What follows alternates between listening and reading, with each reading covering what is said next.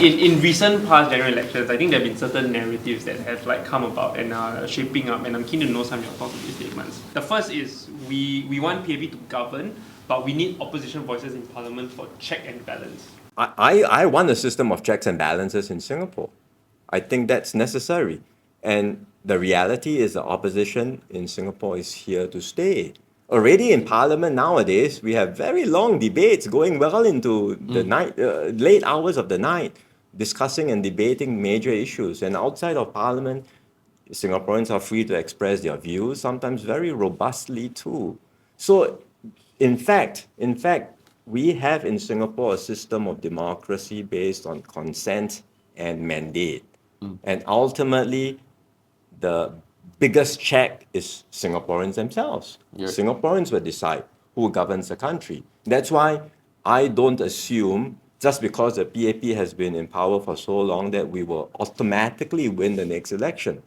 It's in the end something that Singaporeans will have to decide, and I, as leader of the party, will have to work very hard in the election, present the report card of what we have done over the term, our plans to take Singapore forward, and hopefully be able to persuade Singaporeans to give us their support and their mandate to govern Singapore.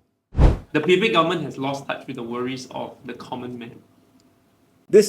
You do hear this being expressed from time to time. What I can assure people is, if you look at my team and I, we are on the ground continuously engaging Singaporeans and residents, listening to their views and hearing their feedback. That's why even after I've taken on office as PM, I've made it a point to go around different constituencies, visiting, engaging residents, and being on the ground, just listening to them. And I will continue with that practice.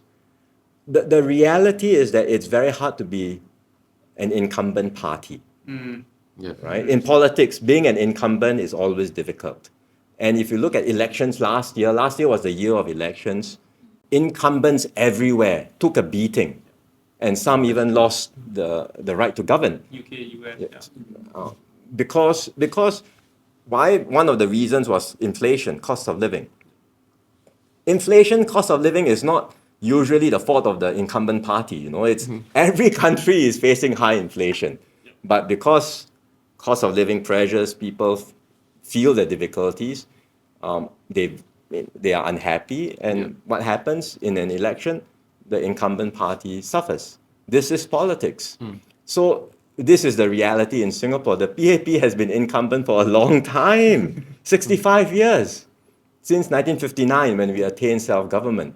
It is very, very hard to keep an incumbent party in power for so long.